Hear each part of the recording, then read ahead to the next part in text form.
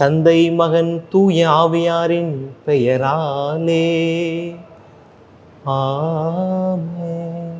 நம் ஆண்டவராகிய இயேசு கிறிஸ்துவின் அருளும் கடவுளின் அன்பும் தூய ஆவியாரின் நட்புறவும் உங்கள் அனைவரோடும் இருப்பதாக. உன் ஆன்மாவோடும் இருப்பதாக.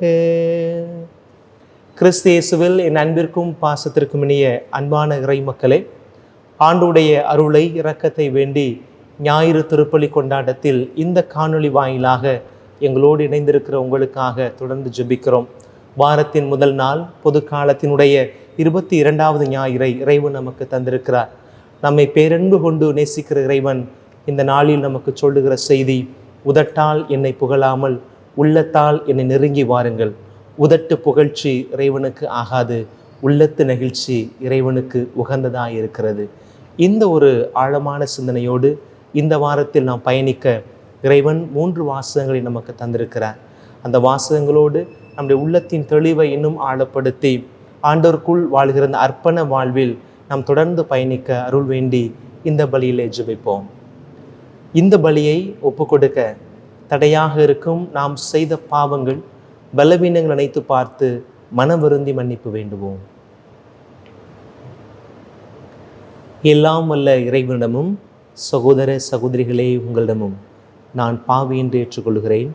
ஏனெனில் என் சிந்தனையாலும் சொல்லாலும் செயலாலும் கடமையினின்று தவறியதாலும் பாவங்கள் பல செய்தேன்.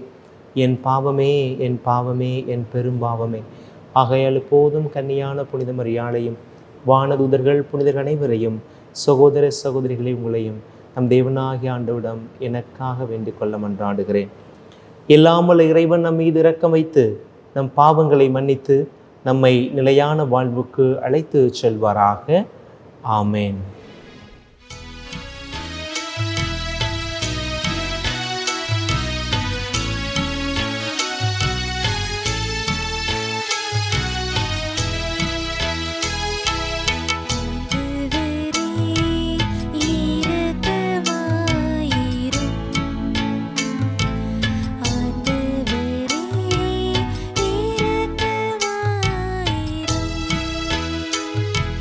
கிறிஸ்துவே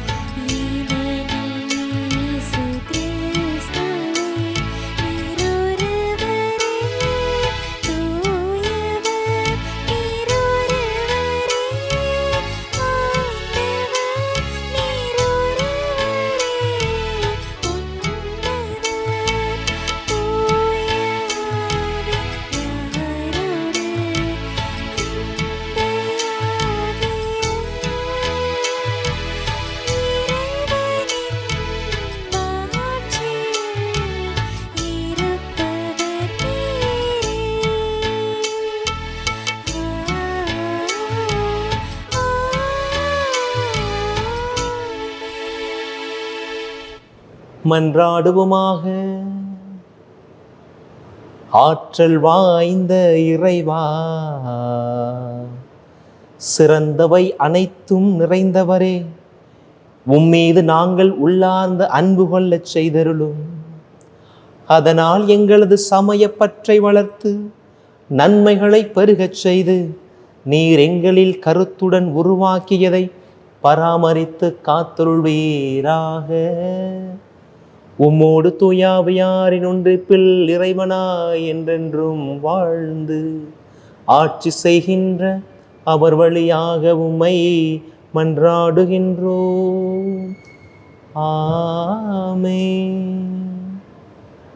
முதல் வாசகம். நான் உங்களுக்கு கட்டளையிட்டதை சொல்பவற்றோடு எதையும் சேர்க்க வேண்டாம். இணை சட்ட நூலிலிருந்து வாசகம். அதிகாரம் 4, வசனங்கள் 1 முதல் 2 வரை மற்றும் 6 முதல் 8 வரை. இஸ்ரேலரே, கேளுங்கள். நான் உங்களுக்கு கற்றுத்தரும் நியமங்கள் முறைமைகளின்படி ஒழுகுங்கள். அதனால் நீங்கள் வாழ்ந்து உங்கள் மூதாயாரின் கடவுளாகிய ஆண்டவர் உங்களுக்கு கொடுக்கும் நாட்டிற்கு சென்று அதை உரிமையாக்குவீர்கள். நான் உங்களுக்கு கட்டளையிட்ட சொல்பவற்றோடு எதையும் சேர்க்க வேண்டாம், அதிலிருந்து எதையும் நீக்கவும் வேண்டாம். உங்கள் கடவுளாகிய ஆண்டவரின் கட்டளைகளை நான் உங்களுக்கு கற்றுத்தருகிறேன். அவற்றை பின்பற்றுங்கள். நீங்கள் அவற்றை பின்பற்றி நடங்கள். அதுவே மக்கள் இனங்கள் முன்னிலையில் உங்கள் ஞானமும் அறிவாற்றலுமாய் விளங்கும். இந்த நியமங்களை கேள்வி வரும் அனைவரும் உண்மையிலே இப்பேரினும் ஞானமும் அறிவாற்றலும் கொண்ட மக்களால் ஆனது என்பர். நாம் குரல் எழுப்பும் போதெல்லாம் நம் கடவுளாகிய ஆண்டவர் நம்மோடு உள்ளார். அவரை போல மக்களுக்கு மிகவும் நெருங்கிய கடவுளை கொண்ட வேறு பேரினும் ஏதாகிலும் உண்டா? நான் இன்று நேர்மைமிக சட்டங்களை உங்களுக்கு தந்து உள்ளேன். இவற்றை போன்ற நியமங்களையும் முறைமைகளையும் கொண்ட வேறு பேரினும் ஏதாகிலும் உண்டா? ஆண்டவரின் அருள்வார்க்கு. இறைவனுக்கு நன்றி. திருப்பாடல் 15.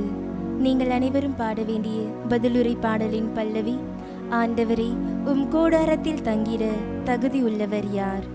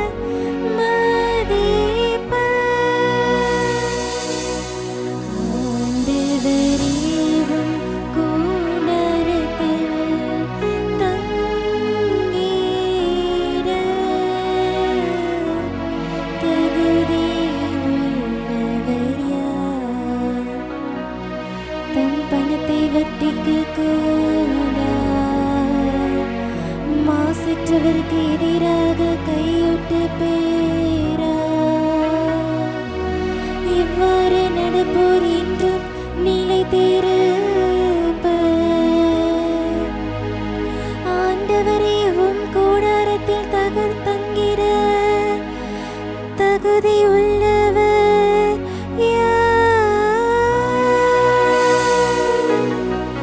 ஆண்டவரே உம் கூடாரத்தில் தங்கிட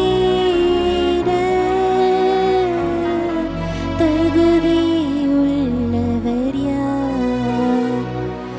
ஆண்டவரே உம் கூடாரத்தில் தங்கிட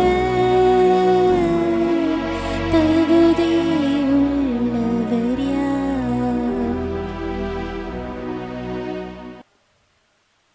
இரண்டாம் வாசகம். இறை வார்த்தையின்படி நடக்கிறவர்களாய் இருங்கள். திருத்தூதர் யாக்கோப்பு எழுதிய திருமுகத்திலிருந்து வாசகம். அதிகாரம் 1, இறை திருமுத்துக்கள் 17 மற்றும் 18, 21 மற்றும் 22 மற்றும் 27. சகோதரர் சகோதரிகளே, நல்ல கொடைகள் அனைத்தும் நிறைவான வரமெல்லாம் ஒளியின் பிறப்பிடமான விண்ணக தந்தையிடம் இருந்தே வருகின்றன. அவரிடம் எவ்வகையான மாற்றமும் இல்லை. அவர் மாறிக்கொண்டிருக்கும் நிழல் அல்ல. தம் படைப்புகளுள் நாம் முதற்கனிகளாகும்படி உண்மையை அறிவிக்கும் வார்த்தையால் நம்மை ஈன்றெடுக்க அவர் விரும்பினார். உங்கள் உள்ளத்தில் ஊன்றப்பட்ட வார்த்தையை பணிவோடு ஏற்றுக்கொள்ளுங்கள். அதுவே உங்களை மீட்க வல்லது. இறை வார்த்தையை கேட்கிறவர்களாய் மட்டும் இருந்து உங்களை ஏமாற்றிக் கொள்ள வேண்டாம். அதன்படி நடக்கிறவர்களாயும் இருங்கள்.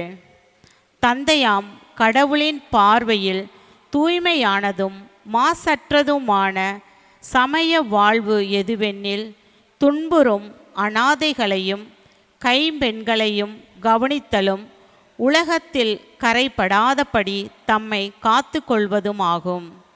ஆண்டவரின் அருள்வாக்கு. இறைவனுக்கு நன்றி.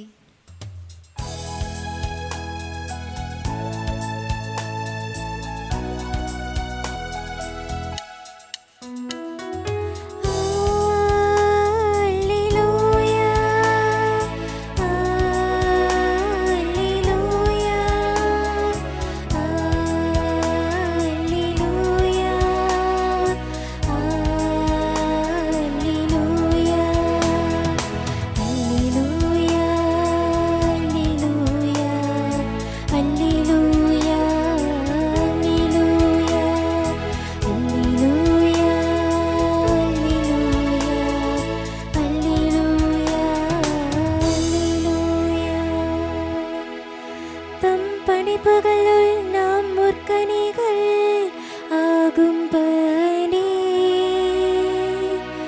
உண்மையை அறிவிக்கும் வார்த்தையால் நம்மை ஈன்றெடுக்க அவர் விரும்பினார். அல்லேலூயா, அல்லேலூயா, அல்லேலூயா, அல்லேலூயா.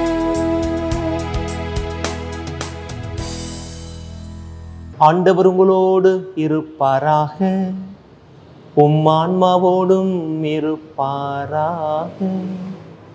புனித மார்க்கு எழுதிய தூய நற்செய்தியிலிருந்து வாசகம். ஆண்டவரே உமக்கு மகிமை. ஒரு நாள் பரிசேயரும் எருசலேமிலிருந்து வந்திருந்த மறைநூல் அறிஞர் சிலரும் இயேசுவிடம் வந்து கூடினர். அவருடைய சீடருள் சிலர் தீட்டான, அதாவது கழுவாத கைகளால் உண்பதை அவர்கள் கண்டார்கள். பரிசேயரும் ஏன் யூதர் அனைவருமே தம் மூதாதையர் மரபை பின்பற்றி கைகளை முறைப்படி கழுவாமல் உண்பதில்லை. சந்தையிலிருந்து வாங்கியதை கழுவிய பின்னரே உண்பர். அவ்வாறே கிண்ணங்கள், பரணிகள், செம்புகள் ஆகியவற்றை கழுவுதல் போன்று அவர்கள் கடைபிடிக்க வேண்டிய மரபுகள் இன்னும் பல இருந்தன. ஆகவே பரிசேயரும் மறைநூல் அறிஞரும் அவரை நோக்கி, உம் சீடர் மூதாதையர் மரபுப்படி நடவாமல் தீட்டான கைகளால் உணவு அருந்துவது ஏன் என்று கேட்டனர். அதற்கு அவர், வெளிவேடக்காரர்களாகி உங்களை பற்றி எசாயா பொருத்தமாக இறைவாக்கு உரைத்திருக்கிறார். இந்த மக்கள் உதட்டினால் என்னை போற்றுகின்றனர், இவர்கள் உள்ளமோ என்னை விட்டு வெகு தொலைவில் இருக்கிறது. மனித கட்டளைகளை கோட்பாடுகளாக கற்பிக்கின்றனர், இவர்கள் என்னை வழிபடுவது வீண் என்று அவர் எழுதியுள்ளார். நீங்கள் கடவுளின் கட்டளைகளை கைவிட்டு மனித மரபை பின்பற்றி வருகிறவர்கள் என்று அவர்களிடம் கூறினார். இயேசு மக்கள் கூட்டத்தை மீண்டும் தம்மிடம் வரவழைத்து அவர்களை நோக்கி, நான் சொல்வதை அனைவரும் கேட்டு புரிந்து கொள்ளுங்கள். வெளியிலிருந்து மனிதருக்குள்ளே சென்று அவர்களை தீட்டுப்படுத்தக்கூடியது ஒன்றுமில்லை. மனிதருக்கு உள்ளே இருந்து வெளியே வருபவையே அவர்களை தீட்டுப்படுத்தும். ஏனெனில் மனித உள்ளத்திலிருந்தே பரத்தமை, களவு, கொலை, விபச்சாரம், பேராசை, தீச்செயல், வஞ்சகம், காமவெறி, பொறாமை, பழிப்புரை, செருக்கு, மதிகேடு ஆகியவற்றை செய்ய தூண்டும் தீய எண்ணங்கள் வெளிவருகின்றன. தீயவனவாகியவை அனைத்தும் உள்ளத்திலிருந்து வந்து மனிதரை தீட்டுப்படுத்துகின்றன என்றார். ஆண்டவரின் அருள்வாக்கு. கிறிஸ்துவே உமக்கு புகழ். கிறிஸ்து அன்புக்குரியவர்களே, இன்றைய வாசகத்தின் அடிப்படையில் என்னுடைய மறையுரை சிந்தனையை உங்களோடு பகிர்ந்து கொள்ள விரும்புகிறேன். அது ஒரு நேர்காணல், ஓப்பன் இன்டர்வியூன்னு வச்சுக்கோங்களேன்.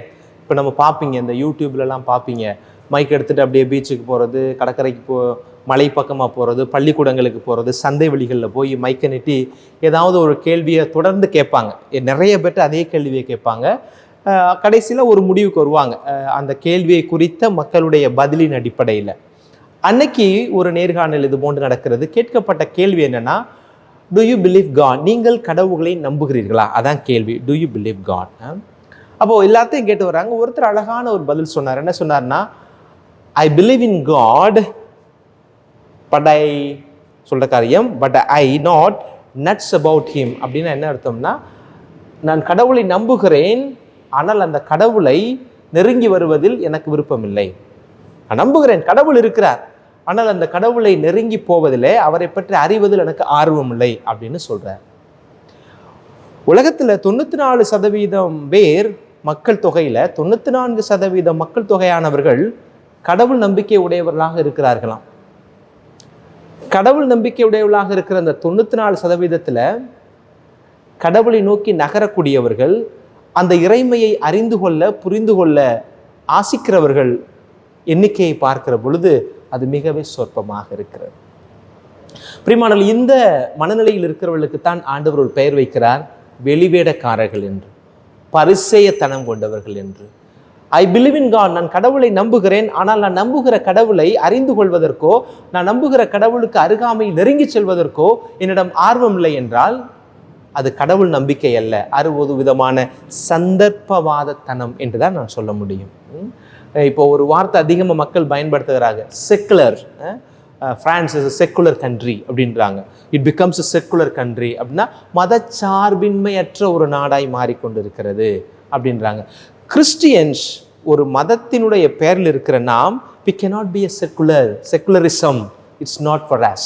அப்போ கிறிஸ்டியன் செக்குலரிஸ்ட் அப்படின்ற ஒரு வார்த்தையை இன்னைக்கு பயன்படுத்துகிறாங்க. அப்படின்னா கிறிஸ்தவ மதச்சார்மை அற்றவர்கள். அது எப்படி இருக்க முடியும்? நீ கிறிஸ்தவனாக இருக்கிறாய் என்று சொன்னாலே ஒரு மதத்தினுடைய அடிப்படை ஏற்றுக்கொண்டிருக்கிறாய், ஒரு மத கோட்பாடை ஏற்றிருக்கிறாய், ஏதோ ஒரு தெய்வத்தை உன்னுடைய வழிகாட்டியாக உனக்கு மேலிருக்கும் சக்தியாக ஏற்றிருக்கிறாய் என்று தானே அர்த்தம். ஆனால் இப்போ என்ன வார்த்தை பயன்படுத்துகிறாங்க? இது Christian country but secular practice. அப்படின்னா ஆற்றுல ஒரு கால் சேத்துல ஒரு கால். ஐ பிலீவ் இன் காட், அப்போ அதே நேரத்தில் என்ன சொல்கிறாங்க? But I don't want to go near to that God. அப்போ நம்புறதற்கும் அந்த நம்பிக்கையில் இருக்கிற ஆழம் இல்லாமல் போகிறதே. நான் கடவுளை நம்புகிறேன் என்று சொன்னால் அந்த கடவுளை நெருங்கி சென்றால் தானே அந்த நம்பிக்கையினுடைய ஆழம் என்ன என்பது தெரியும் என்பதை இந்த விவிலியம் சொல்லுகிறது. இன்றைக்கு வாசிக்கப்பட்ட நற்செய்தியினுடைய விவிலிய பின்னணி தெரிந்தால்தான் இயேசுடைய பதிலினுடைய அந்த சாரம் அல்லது அதனுடைய வேகம் நமக்கு புரியும். உங்களுக்கு தெரிந்த ஒன்றுதான், யூதர்களுடைய புனித நூல் என்ன? தோரா. தோரா என்பது பழைய ஏற்பாட்டில் இருக்கிற முதல் 5 புத்தகங்கள், தொடக்க நூல் தொடங்கி இருக்கிற முதல் 5 புத்தகங்கள். இந்த 5 புத்தகங்களுக்குமே என்ன ஒரு வரலாற்று பின்னணி இருக்கிறது என்றால், என்ன ஒரு நம்பிக்கை இருக்கிறது என்றால், கடவுள் உணர்த்தியதை மோசே எழுத்துப்பூர்வமாக அந்த மக்களுக்கு கொடுத்தார் என்று நம்புகிறார்கள். நாமும் நம்புகிறோம். கடவுள் வெளிப்படுத்த மனித வார்த்தைகளால் எழுதப்பட்டது அந்த முதல் 5 புத்தகங்கள். தோரா அது கட்டாயம் பின்பற்றப்பட வேண்டியவை. அதில் தான் படைப்பினுடைய தொடக்கம் இருக்கிறது. கடவுளுடைய அந்த வழிகாட்டுதல் பணியாக இறைவாக்கினர்களை தேர்ந்தெடுத்தது. பல காரியங்கள் அந்த முதல் 5 நூல்களுக்குள் இருக்கிறது. பிரச்சனை அங்கல்ல. இந்த முதல் 5 புத்தகங்களும் it's call like a Bible, விவிலியம். ஆனால் இயேசு சாடுகிறது விவிலியத்தில் சொல்லப்பட்ட செய்தியை அல்ல, மாறாக மரபு சார்ந்த காரியங்களை, ட்ரெடிஷன். அந்த மரபு என்கிற பெயரில் மக்களை அழுத்துகிற, மரபு என்கிற பெயரில் ஆளும் வர்க்கம் இந்த அடக்குமுறையை மேற்கொள்ளுகிற அந்த காரியத்தை தான் ஆண்டவர் எதற்கு விதமாக சொல்லுகிறார், the tradition of the elders என்று சொல்லுகிறார்கள். அப்போ எழுதப்பட்ட சட்டமாக இருப்பது என்னது? தோரா, 10 கட்டளைகள், படைப்பு, வாழ்வதற்கான வழிமுறைகள், எழுதப்பட்ட ஒன்று. ஆனால் இந்த மரபு என்பது எழுதப்படாத ஒன்று, வாய்மொழி சட்டங்கள். ஆங்கிலத்தில் ஓரல் லா அப்படின்னு சொல்றாங்க இல்லையா? ரிட்டன் லா அண்ட் ஓரல் லா. விவிலியம் என்பது எழுதப்பட்ட சட்டம், மரபு என்பது எழுதப்படாத சட்டம். இப்போ எழுதப்பட்ட சட்டத்திற்கு கொடுக்க வேண்டிய முக்கியத்துவம் குறைந்து குறைந்து மங்கி மழுங்கி எழுதப்படாத இந்த ஓரல் ட்ரெடிஷன் என்று சொல்லப்படக்கூடிய இந்த எல்டர்ஸுடைய அந்த ட்ரெடிஷனுக்கு, அந்த மூதாதையர்கள் பின்பற்றி வந்த ட்ரெடிஷனுக்கு நிறைய முக்கியத்துவம் கொடுக்க ஆரம்பிக்கிறார்கள். எல்லா இனத்திலையுமே எல்லா நாட்டிலையுமே மரபு என்கிற ஒன்று இருக்கிறது. மரபுன்றது ஏதோ எதேச்சையாக அல்லது திட்டாந்திடீர்னு வந்துடுறதல்ல. பல முறை அதை பயிற்சி செய்து அதை பார்த்து அதற்கு பிறகு நம்முடைய மூதாதையர்கள் ஒரு வார்த்தையை சொல்லியிருப்பார்கள், இதை செய்யுங்க, இதை செய்யாதீங்க அப்படின்னு சொல்லிட்டு. இங்கே பிரச்சனை என்ன? ஓய்வு நாளை குறித்த சட்டங்கள்லாம் நிறைய இருக்குங்க அவங்களுக்குள்ள. இன்னைக்கு இயேசு எதை எதிர்கொள்கிறார் அப்படின்னா, உங்களுடைய சீடர்கள் கை கழுவாமல் சாப்பிட்றாங்களே, கை கழுவிட்டு சாப்பிடுங்க அப்படின்னு சொல்லி இன்னைக்கு நம்ம வீட்லையும் சொல்றாங்க, இயேசுடைய காலத்திலையும் சொல்லியிருக்கிறார்கள். நம்ம வீட்டில் சொல்றது எதன் அடிப்படையில்னா ஒரு தூய்மையின் அடிப்படையில், கிளன்லினஸ். ஆனால் அவங்க என்ன செய்கிறாங்க? இயேசுடைய காலத்தில் வாழ்ந்த யூதர்கள் அந்த தூய்மை அடிப்படையில் தூய்மை சடங்காக மாற்றி விடுகிறார்கள். அப்போ அது இந்த ரிச்சுவல் ஆஃப் கிளன்லினஸ். நமக்கு பெற்றோர்கள் சொல்வது என்னது? நம்முடைய தமிழ் மரபில் என்ன சொல்கிறாங்க?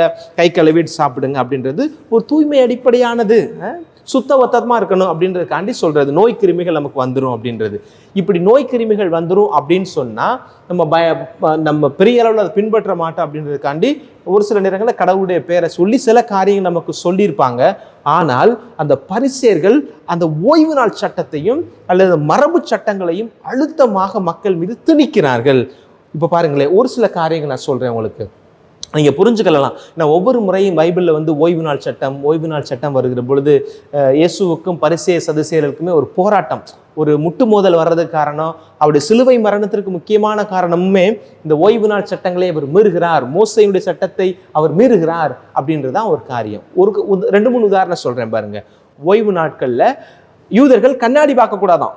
ஏன்? கண்ணாடி கண்ணு தானையா பார்க்குது, ஏதோ பார்க்குறதுக்கு என்ன இருக்குது, அது பிரச்சனை இல்லை. நீ கண்ணாடியை பார்க்குற அப்படின்னா உன் தலை ஒழுங்காக சீவப்பட்டிருக்காது. உன் தலை ஒழுங்காக சீவப்படலை அப்படின்னா உனக்கு சீப்பு எடுக்கணும் அப்படின்ற ஒரு சோதனை வரும். சீப்பு எடுக்கிறதும் ஒரு பிரச்சனை. ஏன்னா சீப்புடைய வெயிட்டு கூட, ஓய்வு நாள் அதை தூக்கக்கூடாது. சீப்பை எடுக்கிறது மாத்திரம் சும்மா இருக்க மாட்டேன், நீ அந்த சீப்பை போட்டு தலையில் வலிப்ப, முடி கொட்டும், அப்புறம் விளக்கமாறு எடுப்ப, அதை கூட்டுவ, இப்படின்னு ஒரு காரியத்துக்கு பின்னாடி நடக்க வேண்டிய எல்லாத்தையும் சொல்லி சொல்லி சொல்லி மொத்தத்தில் ஓய்வு நாளில் கண்ணாடி பார்க்காத, இது ஒரு சட்டம். 2வது, ஓய்வு நாளில் என்ன செய்யக்கூடாது? இந்த பல்லு செட்டு வச்சுருப்பாங்கல்ல, அவங்களாம் பயன்படுத்தக்கூடாதான். ஏன்? நீ பல் செட்டு வச்சுருப்ப, ஒருவேளை நீ குனியும் போதையோ இல்லை நிமிரும் போதையோ சாப்பிடும் போதே பல்லு செட்டு கீழே விழுந்துடும். அப்போ என்ன செய்வ? அந்த பல்லு செட்டை நீ எடுப்ப, அதை திருப்பி தொடப்ப, அதை கழுவுவ. அப்போ எவ்வளோ வேலை செய்ய வேண்டியிருக்கும்? அதனால என்ன செய்யு? ஓய்வு நாளில் பல்லு செட்டு பயன்படுத்தாத, மொத்தமாக முடிச்சிரு. இன்னொன்று சொல்கிறேன் பாருங்க, நம்ம எல்லாருமே கர்ச்சீஃப் பயன்படுத்துகிறோம். யூதர்களுடைய அந்த சட்டம் என்ன சொல்லுதுன்னா, ஓய்வு நாளில் கர்ச்சீப்பை பயன்படுத்தாத. கர்ச்சீப்பை பயன்படுத்துறதா இருந்தால் கர்ச்சீப்பை கழுத்துலையோ கையிலையோ கட்டிக்கிட்டே இருக்கணுமா? ஏன்? அந்த கர்ச்சீப் கீழே விழுந்துருச்சு அப்படின்னா அதை எடுக்க வேண்டியிருக்கும். இப்படி எடுத்தால் அதை துடைக்க வேண்டியிருக்கும், அதை துவைக்க வேண்டியிருக்கும், அப்புறம் திருப்பி கட்ட வேண்டியிருக்கும் அப்படின்னு சொல்லி மக்கள் மீது தேவையற்ற அழுத்தங்களை கொடுக்குறாங்க இல்லையா? அதைத்தான் இன்னைக்கு ஆண்டவர் சொல்கிறார். பாருங்க, ஒரு கண்ணாடி பார்க்குறது ஒரு குத்தமா? பல்லு செட்டு மாட்டுறது குத்தமா அல்லது கட்சி பயன்படுத்துறது குத்தமா? ஆனால் இதெல்லாம் யாருக்கு குத்தம்? அந்த யூத சமூகத்திற்கு பரிசேய சதுசேயர்கள் சொல்லுகிற அந்த ஓரல் ட்ரெடிஷன்ல, அந்த மூதாதையர் மரபுல அது குற்றமாக பார்க்கப்படுகிறது. இவையெல்லாம் அடக்குமுறைகள். இதைத்தான் ஆண்டவர் வன்மையாக கடுமையாக எதிர்க்கிறார். அவங்க என்ன சொல்றாங்க? உங்களுடைய சீடர்கள் மோசேயுடைய சட்டத்தை மீறுகிறார்கள். என்ன சொல்றார்கள்? அவர்கள் கைகளை கழுவுவதில்லை சொல்றாங்க. இவையெல்லாம் வெளிவேடத்தனமான ஒரு காரியங்கள். ஏன் கை கழுவ சொன்னார்கள் என்னுடைய அர்த்தம் தெரியாமல் வெளிவேடமாக இருக்கக்கூடிய அவர்களை பார்த்து தான் ஆண்டவர் சொல்லுகிறார், நீங்கள் உதட்டால் என்னை போல்கிறீர்கள், உங்களுடைய உள்ளமோ ஆண்டவரை விட்டு வெகு தொலைவில் இருக்கிறது என்கிறதை எஸ்ஐயாவுடைய வார்த்தையிலிருந்து ஆண்டவர்களுக்கு பதில் சொல்வதைத்தான் இன்றைய நற்செய்தி வாசகம் நமக்கு சொல்லுகிறது. எப்பேற்பட்ட ஒரு அர்த்தமற்ற காரியங்களாக நம்ம செய்கிறோம் அப்படின்றது ஒரு சின்ன நிகழ்வு. ஒரு நல்ல இரவு நேரம், கடும் குளிரான ஒரு நேரம். அந்த குளிர் நேரத்தில் மறுமுனையிலேருந்து ஒரு சிறுவன் ஃபோன் பண்ணி, சாமி இது மாதிரி எங்கள் பாட்டி செத்துக்கிட்டு இருக்கிறாங்க, நீங்கள் சீக்கிரம் வாங்க, மை கிராண்ட்மா இஸ் டையிங் அப்படின்னு சொல்கிறான். நள்ளிரவு நேரமாக இருந்தாலும் ஒரு சின்ன பையன் கதறானே, தாய் தகப்பன் இல்லாமல் அவன் வந்து பாட்டியோடு இருப்பான் அவருக்கு அப்படின்னு நினச்சிட்டு ஃபாதர் எல்லாம் டக்குன்னு உடைகள்லாம் அந்த குளிர் ட்ரெஸ் எல்லாத்தையும் எடுத்து போட்டுட்டு அவர் என்ன செய்கிறாரு, வேகமாக ஆலயத்தை திறந்து திவ்ய நற்கரனை எடுத்துக்கிட்டு நடக்கிறார் வேகமாக. அப்போ நள்ளிரவு நேரம் இடையில ஒரு திருடர் குறுக்கிட்டுறார். அந்த திருட வந்து சொல்றான், உன் உயிரை எடுக்கவா அல்லது உன் உடமையை கொடுக்கிறாயா அப்படின்னு கேட்கிறாரு. உன்னுடைய உயிரை எடுக்கவா அல்லது உன் உடமையை கொடுக்கிறாயா அப்படின்னு கேட்டோன்னே அந்த ஃபாதர் சொல்றாரு, no no no don't do that, நான் ஒரு முக்கியமான வேலையாக போயிட்டு இருக்கேன், உனக்கு என்ன வேணும், அப்போ உனக்கு இருக்கிறத கொடு அப்படின்னார். உடனே ஃபாதர் என்ன பண்ணார், அந்த குளிருக்கு போட்டு அந்த மேலில் போட்டு அந்த கோட்டை அப்படி விளக்கிட்டு உள்ள காசு எடுக்கலான்னு கையை விடும் போது அந்த சாமியார் கட்டியிருக்க அந்த கயிறு கட்டுவாங்க இல்லையா, அந்த கச்சை கயிறு, அதை பார்த்த உடனே அந்த திருடனுக்கு மனசே ஆடி போயிடுச்சு. நீங்கள் ஃபாதரா அப்படின்னு கேட்டாங்க. ஆமாப்பா, நான் வந்து ஒரு குருவானவர் தான் அப்படி சொன்னோடனே, சாரி ஃபாதர், நான் தெரியாமல் உங்களை குறுக்கிட்டேன், நான் ஒரு பிழைப்புக்காக திருடக்கூடிய ஒரு திருடன், நீங்கள் போயிட்டு வாங்க, மன்னிச்சிருங்க என்னை அப்படின்னு சொன்னாங்க. உடனே அவனுடைய அந்த முகத்தை பார்த்துட்டு ஃபார் சொன்னார், சரி ரொம்ப குளிருது, என்ற கொடுக்குறக்கு எனக்கு பெருசாக ஒன்றும் இல்லை, என்ற ஒரு சிகரெட் இருக்குது, அந்த குளிருக்கு அந்த சிகரெட்டை குடிச்சிட்டு போ அப்படின்னு சொல்லி அந்த சிகரெட்டை எடுத்து கொடுத்தாரு. அவன் வாங்கவே no father, I don't smoke அப்படின்னு சொல்லியிருக்கிறான். உடனே அந்த ஃபாதர் கேட்டார், ஏன்பா குளிருக்கு பயன்படுமே, வச்சுக்கோ, இன்னைக்கு இல்லைன்னா நாளைக்கு பயன்படுத்திக்க, வச்சுக்கோன்னு சொல்லி கொடுத்துருக்காரு. No father, I don't smoke. ஏன், என்ன காரணம் அப்படின்னு சொல்லி கேட்கும் போது அந்த திருடன் சொன்னாரா, திஸ் இஸ் லென்டன் சீசன், அப்படின்னு இது தவசு காலம், நான் தவசு காலத்தில் என்ன செய்ய மாட்டேன், சிகரெட் குடிக்க மாட்டேன். பார்த்துக்கோங்க, தவசு காலத்தில் சிகரெட் குடிக்காத அந்த திருடர் என்ன செய்கிறாரு, அடுத்தவோட போய் வழிப்பறி செய்கிறார். திருடுறதை விட ஸ்மோக் பண்ணுறது வந்து அவ்வளோ சின்ன காரியமா? இதுதான் மரபு. தவசு காலத்தில் நான் வந்து சிகரெட்டு குடிக்கக்கூடாது அப்படின்னு நான் முடிவு பண்ணிட்டேன், நான் அப்படியே தான் இருப்பேன் அப்படின்றதும், அதுக்கு எதிர்மறையாக அடுத்தவுடைய உடைமையை பறிப்பதும் உயிரை எடுக்கவா என்று கேட்பதும் எவ்வளோ பெரிய ஒரு பரிசேயத்தனமாக நாம் இப்போ இந்த கதையை கேட்கும் போது நம்ம நினைக்கிறோமோ, அதே போல தான் நம்முடைய வாழ்க்கையிலும் பல நேரங்களில் இருக்கிறது. இந்த பரிசேயத்தனங்களில் தான் ஆண்டவர் இன்னைக்கு நமக்கு என்ன செய்கிறாரு, சுட்டி காட்டுகிறார். 3 காரியங்கள். முதல் காரியம் என்ன, உங்களுடைய சீடர்கள் கைகளை கழுவவில்லை. 2வது, சந்தையில் வாங்கி வந்த பொருட்களை கழுவவில்லை. 3வது, பாத்திரத்தை கழுவவில்லை அப்படின்னு சொல்றாங்க. இந்த 3க்குமே நீங்க அப்படியே மூலத்தை தேடி போனீங்க அப்படின்னா அதற்கான சரியான தகுந்த காரியத்தை நம்முடைய மூதாதையர்கள் சொல்லி வைத்திருப்பார்கள். நம்முடைய மூதாதையர்கள் அவ்வளவு தூரம் முட்டாள்கள் அல்ல. அவர்களுக்கு ஏற்பட்ட தெளிவு, அவர்களுக்கு இருந்த ஒரு ஞானம் இன்னைக்கு நம்மகிட்டம்னா இருக்குதா அப்படின்னா அது மிகப்பெரிய கேள்விக்குறி. அப்போ அந்த ஒரு ஞானத்தோடு சமூகத்தினுடைய சீர்திருத்தத்திற்காக, சமூகத்தினுடைய செயல்பாட்டுக்காக அவர்கள் கொண்டு வந்த அந்த காரியத்தை சொல்லுகிற பொழுதுதான் ஆண்டவர் அதனுடைய உண்மைத்தன்மை புரியாமல் பேசுவதனால் சொல்லுகிறார், நீங்கள் சடங்கு சம்பிரதாயங்களை கட்டி பிடித்து கொண்டு அழுகிறீர்கள், ஆனால் ஆண்டவருடைய வார்த்தையை மறந்து விட்டீர்கள் என்று சொல்லுகிறார். அதை எப்படி சொல்லுகிறார்? ஏசாயாவின் வாக்கை பயன்படுத்தி சொல்லுகிறார். இந்த மக்கள் உதட்டினால் என்னை போற்றுகின்றனர், இவர்கள் உள்ளமோ என்னை விட்டு வெகு தொலைவில் இருக்கிறது. மனித கட்டளைகளை கோட்பாடுகளாக கற்பிக்கின்றனர். பாருங்களேன், இவர்கள் என்னை வழிபடுவது வீண். நீங்கள் கடவுளின் கட்டளைகளை கைவிட்டு மனித மரபை பின்பற்றி வருகிறவர்கள். ஏசாயா 29வது அதிகாரம் 13வது வசனத்துல சொல்லப்பட்டிருக்கிறது. பிரியமான பிள்ளைகளே, அப்ப இப்போ ஒரு கேள்வி வருது, சாமி அப்ப மரபு முக்கியம் இல்லையா, அப்ப நம்முடைய ட்ரெடிஷன் முக்கியம் இல்லையா, அப்போ விவிலியம் தான் முக்கியமா அப்படின்னு கேட்குறீங்கல்ல. நான் குறுமடத்துல படிக்கும் போத இப்படிப்பட்ட ஒரு விவாதம் ஒன்று நடைபெற்றுச்சு. வழக்காடு மன்றம் போல வச்சாங்க. அது என்னது, திரு அவையை தாங்கி பிடிப்பது விவிலியமா மரபா அப்படின்னு. அப்போ 2 பக்கம் 3 பேர் பேசினேன். அதில் நான் மரபுக்கு தான் பேசினேன். அப்போ விவிலியத்தை பற்றி பேசும்போது விவிலியத்தாம் நிறைய பேசலாம். விவிலியத்தை பற்றி மரபை பற்றி பேசும்போது நாங்கள் மரபை பற்றி நிறைய சொல்கிறோம். திருச்சபையோட ட்ரெடிஷனை சொல்கிறோம். நமக்கு வைக்கிற பூசையே ஒரு மரபு வழியாக நமக்கு கிடைச்சது தான். அருட்சாதனங்கள் நமக்கு மரபு வழியாக கிடைச்சது தான். எல்லாத்துக்கும் பேஸ் இறைவார்த்தையாக இருந்தாலும் கூட அதை இந்த அளவுக்கு கொண்டு 2000 ஆண்டு கழித்து மக்கள் பயன்பாட்டில் வைத்திருக்கிறோமே, அதற்கு காரணம் மரபு தான். பயங்கரமாக பேசணும் நாங்கள்.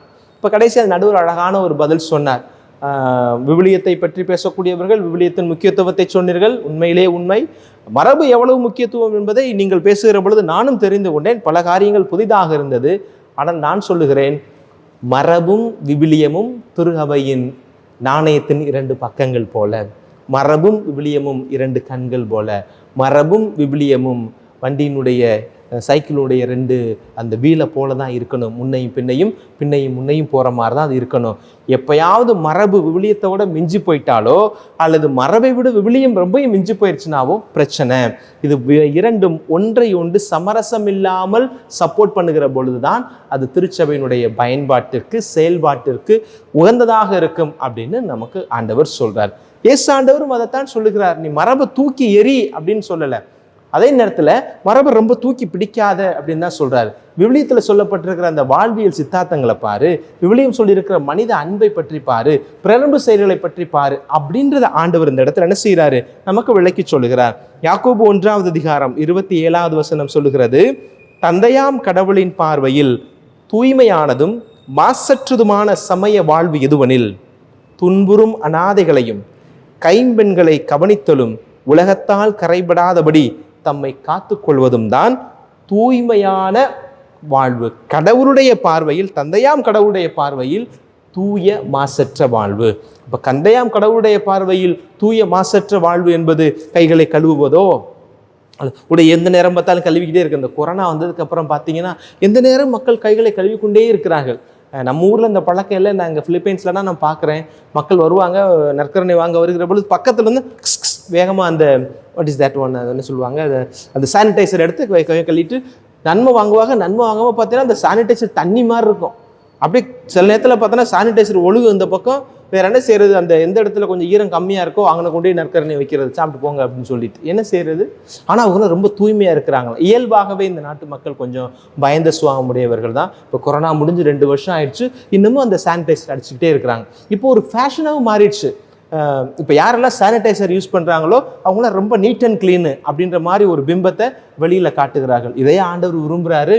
ஆண்டவருடைய பார்வையில், கடவுளின் பார்வையில் தூய்மையானதும் மாசற்றதுமான சமய வாழ்வெதுவனில் துன்புறும் அனாதைகளை கைம்பெண்களை உலகத்தால் கரைபடாதபடி தம்மை காத்து கொள்ளும்படி வாழ வேண்டும் அப்படின்னு ஆண்டவர் நமக்கு சொல்றார். பிரியமான பிள்ளைகளே, உண்ணுகிற உணவிலையும் உடுத்துகிற உடையிலையும் இருக்கிற இடத்திலையும் பழகுகிற மக்களின் அடிப்படையிலும் இன்றைக்கு ஆன்மீகத்தை தேடுகிறார்கள். அதில் அல்ல ஆன்மீகம். வெஜ்ஜு சாப்பிட்றவங்கள சாத்வீகமாக ரொம்ப பக்தியோடு இருப்பாங்க அப்படின்னு நினைக்கிற ஒரு ஆன்மீக பார்வையும், நான்வெஜ் சாப்பிட்றவங்களும் முரட்டுத்தனமாக இருப்பாங்க நினைக்கிறதும் தவறான ஒரு பார்வை. ஆன்மீகம் என்பது உண்கிற உணவில் அல்ல, ஆன்மீகம் என்பது உடுத்துகிற உடையில் அல்ல. காவி வடை போட்டிருக்கவங்க எல்லாருமே கண்ணியமான வாழ்க்கை வாழ்கிற கூடியவர்கள். காவி உடை அணிந்திருக்கிற எல்லாருமே கடவுளுக்கு நெருக்கமானவர்கள். வெள்ளை உடை அணிந்திருக்கிற எல்லாருமே கடவுளுடைய பணியாளர்கள் என்று நாம் உறுதியிட்டு சொல்ல முடியாது. அணிந்திருக்கிற ஆடை முக்கியம் அல்ல, அணிந்திருக்கிற ஆடை முக்கியம் அல்ல.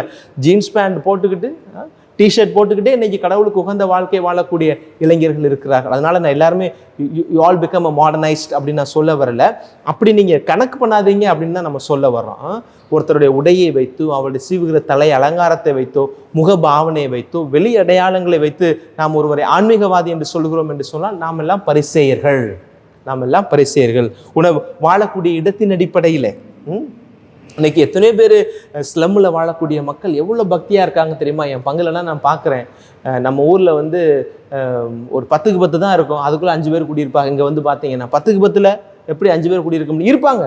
ஆனால் அதுக்குள்ளே ஜெபம் பண்ணுவாங்க, அதுக்குள்ளே சிறுவங்கள் வைத்திருப்பாங்க, அதுக்குள்ளே ஜெபமாலை எல்லாமே இருக்கும். அந்த 10க்கு 10 இருக்க வீட்டில் 4 பேர் இருந்தாலும் கடவுளுக்குன்னு ஒரு இடத்த ஒதுக்கி அதனால் சிறுவன் வச்சு எல்லாம் வச்சுருப்பாங்க.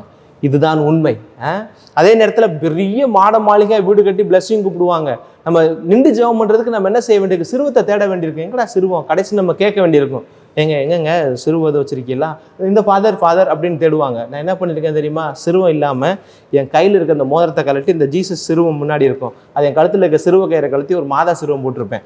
அது ரெண்டையும் முன்னாடி வைத்து விட்டு அவ்வளோ பெரிய கோடிகளில் செலவழித்த வீடுகளில் நான் போய் கிரகப்பிரசவத்துக்கு நான் பிளஸ் பண்ண காரியங்கள்லாம் அங்கே நடந்திருக்கிறது. எது வெளிவேடத்தனம் அப்படின்றத நம்ம சொல்லணும். அப்போ உண்ணுகிற உணவில் அல்ல, உடுத்துகிற உடையில் அல்ல, அப்போ எதில் இருக்கிறது?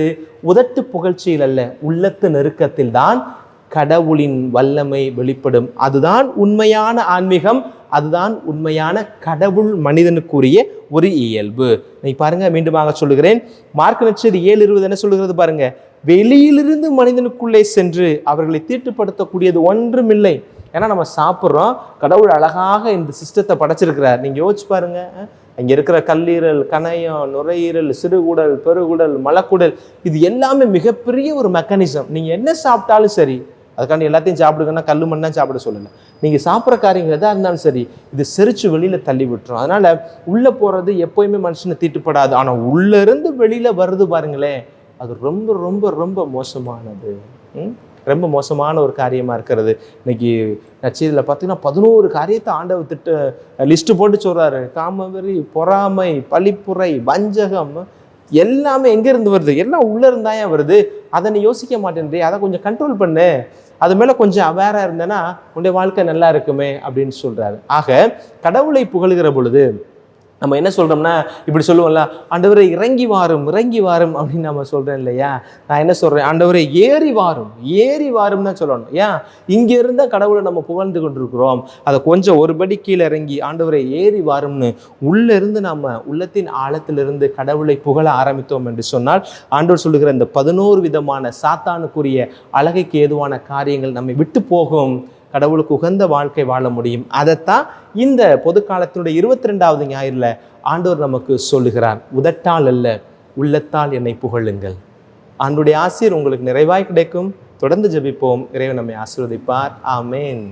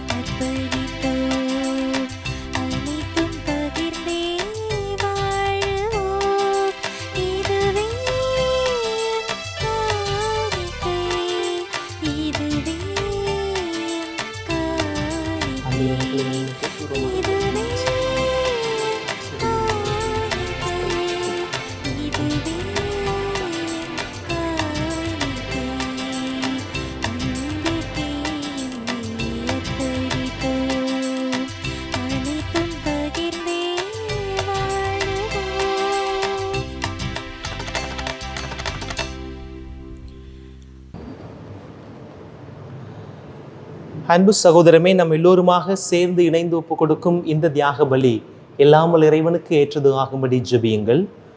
ஆண்டவர் தம் திருப்பெயரின் புகழ்ச்சிக்காகவும் மாட்சிக்காகவும் மகிமைக்காகவும் நம்ம திரு அவையின் அனைத்து நலன்களுக்காகவும் நமது கை நின்று இந்த பலியினை ஏற்றுக்கொள்வாராக.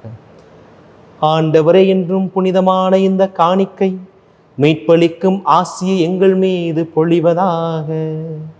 இவ்வாறு அருளடையாள முறையில் நிகழும் இந்த பலி உமது ஆற்றலினால் நிறைவு பெற செய்வீராக. எங்கள் ஆண்டவராகிய கிறிஸ்து வழியாக உம்மை மன்றாடுகின்றோம். ஆமென். ஆண்டவர் உங்களோடு இருப்பாராக, உம்மான்மாவோடும் இருப்பாராக. இதயங்களை மேலே எழுப்புங்கள், ஆண்டவரிடம் எழுப்பி உள்ளோம். நம் இறைவனாகிய ஆண்டவருக்கு நன்றி கூறுவோம். அது தகுதியும் நீதியும் ஆனதே. ஆண்டவரே, தூயவரான தந்தையே, என்றும் வாழும் எல்லாம் அல்ல இறைவா, எந்நாளும் எவ்விடத்திலும் நாங்கள் உமக்கு நன்றி செலுத்துவது மெய்யாகவே தகுதியும் நீதியுமாகும். எங்கள் கடமையும் மீட்புக்குரிய செயலுமாகும். ஏனெனில் பாவ பலியால் வெகு தொலைவில் அகன்றிருந்த உமது பிள்ளைகளை திருமகனின் இரத்தத்தாலும் தூய ஆவியாரின் வல்லமையாலும் உம்மோடு மீண்டும் ஒன்றிணைக்க திருவுளமானேன். இவ்வாறு உமது மக்கள் மூவரு கடவுளின் ஒன்றிப்பால் ஒருங்கிணைக்கப்பட்டு கிறிஸ்துவின் உடலும் தூய ஆவியாரின் கோவிலுமான திரு அவையாக திகழ செய்கின்றேன்.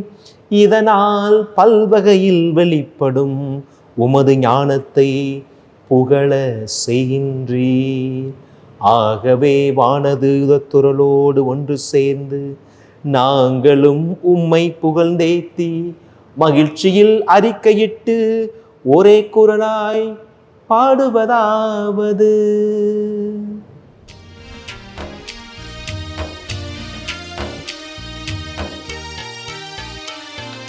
தூயவர் தூயவர் தூயவர் வான்படைகளின் கடவுளாம் ஆண்டவர். விண்ணகமும் மண்ணகமும் உமது மாட்சியால் நிறைந்துள்ளன.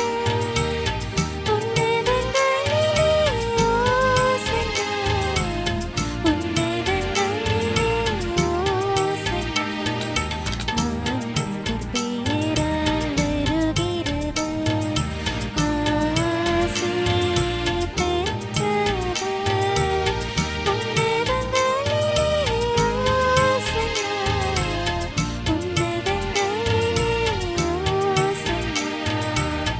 ஓசன்னா, ஓசன்னா, ஓசன்னா.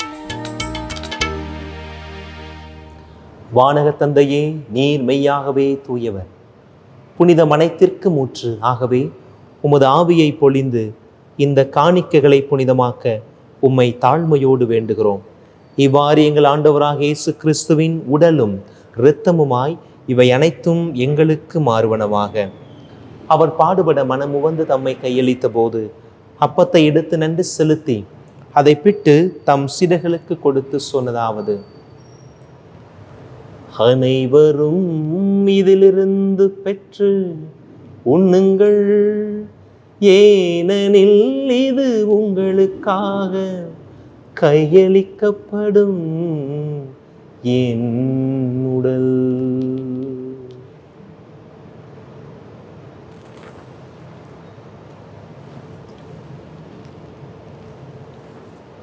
அவனமே உணவு அருந்திய பின் விஷம் நிறைந்த கிண்ணத்தை தம் கரங்களில் ஏந்தி தம் சீடர்களுக்கு தந்து நம் ஆண்டவர் இயேசு கிறிஸ்து சொன்னதாவது: அனைவரும் இதிலிருந்து பெற்று பருகுங்கள், ஏனெனில் இது புதிய நிலையான உடன்படிக்கைக்கு உரிய என் இரத்தத்தின் கிண்ணம். இது பாவ மன்னிப்புக்கென்று உங்களுக்காகவும் எல்லோருக்காகவும் சிந்தப்படும். இதை என் நினைவாக செய்யுங்கள்.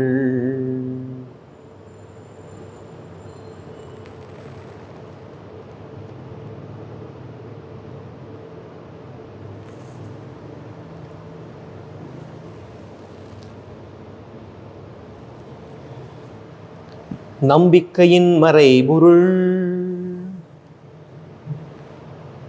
ஆண்டவரே, நீர் வருமளவும் உமது இறப்பினை அறிக்கையிடுகின்றோம், உமது உயிர்ப்பினையும் எடுத்துரைக்கின்றோம்.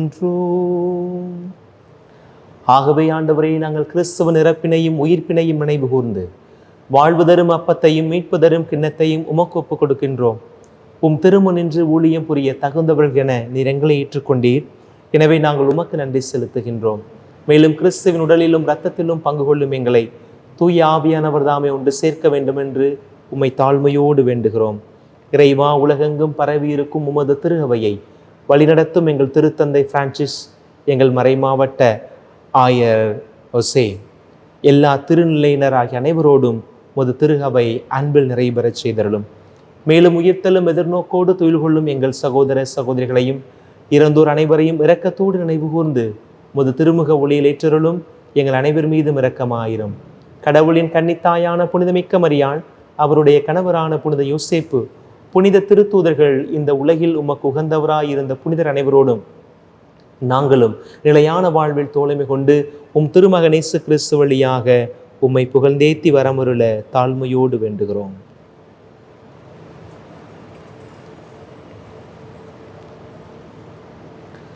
இவர் வழியாக இவரோடு இவரில் எல்லாம் வல்ல இறைவனாகிய தந்தையே, தூய ஆவியாரின் ஒன்றிப்பில் எல்லா புகழும் ஆட்சியும் என்றென்றும் உமக்கு உரியதே. ஆமென், ஆமென், ஆமென்.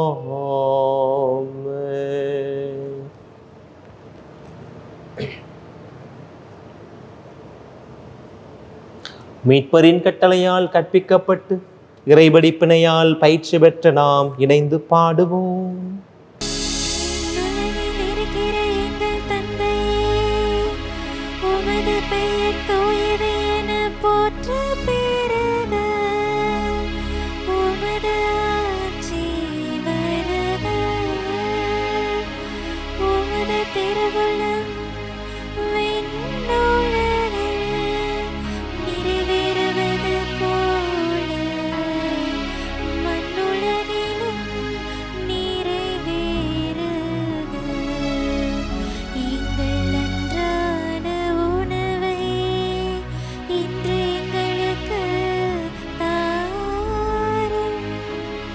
எங்களுக்கு எதிராக குற்றம் செய்வோரை நாங்கள் மன்னிப்பது போல எங்கள் குற்றங்களையும் மன்னியும்.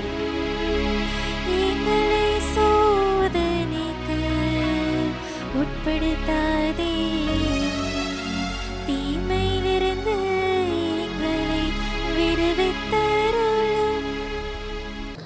ஆண்டவராகிய இயேசு கிறிஸ்துவே, அமைதியை உங்களுக்கு விட்டுச் செல்கிறேன், என் அமைதியை உங்களுக்கு தருகிறேன் என்று திருத்தூதர்களுக்கு சொன்னீரேன். எங்கள் பாவங்கள் பலவீனங்களை பாராமல் மீது கொண்டிருக்கும் உண்மையான நம்பிக்கை மட்டும் கண்ணோக்கி எங்களுக்கு அமைதியையும் ஒற்றுமையும் தந்திட திருவுளம் கொள்வீராக. என்றென்று வாழ்ந்து ஆட்சி செய்கின்றவர் நீரே. ஆமேன். ஆண்டுடைய அமைதி உங்கள் அனைவரோடும் என்றும் இருப்பதாக, மாண்போடும் இருப்பதாக. இயேசு ஆண்டவர் தருகிற அமைதியை ஒருவர் மற்றவரோடு பகிர்ந்து கொள்வோம். சமாதானம், சமாதானம்.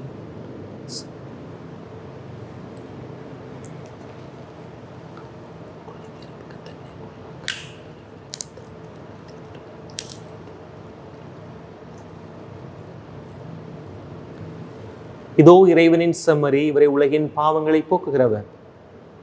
இந்த ஆண்டவர் தான் நம்மை உதட்டால் புகழாமல் உள்ளத்தால் என்னை புகழுங்கள் என்று சொல்லி அழைக்கிறவர். இவருடைய விருந்துக்கு அழைக்கப்பட்ட நாம் எல்லோரும் பெயர் பெற்றோர். ஆண்டவரே, தேவர் இல்லத்திலிருந்து நான் தகுதியற்றவன், ஆனால் ஒரு வார்த்தை மட்டும் சொல்லும், என் ஆன்மா நலமடையும். ஆசை திருவிருந்துக்கான மன்றாட்டு.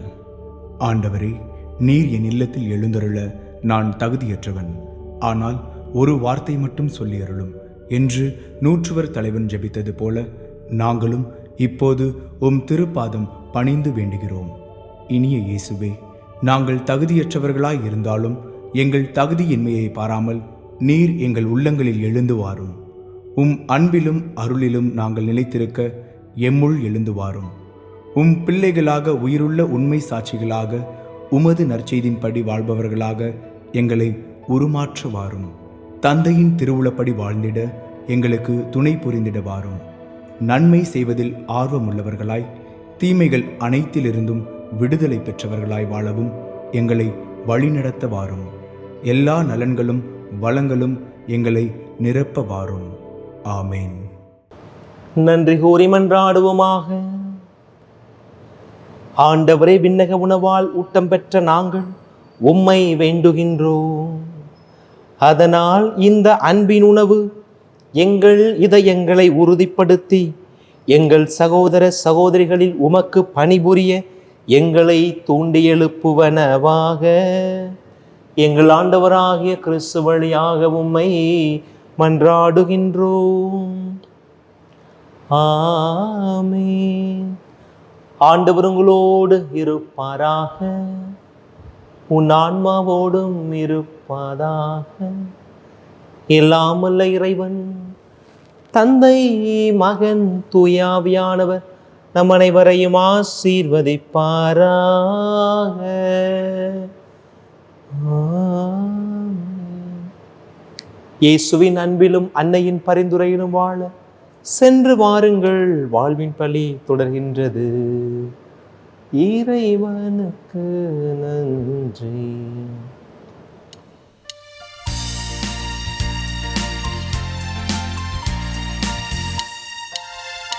உம்மை தேடி வந்தேன் சுமை தீரும் அம்மா. உம்மை தேடி வந்தேன் சுமை தீரும் அம்மா. உலகாளும் தாயே அருள் தாரும் அம்மா. உலகாளும் தாயே அருள் தாரும் அம்மா. உம்மை தேடி வந்தேன் சுமை தீரும் அம்மா.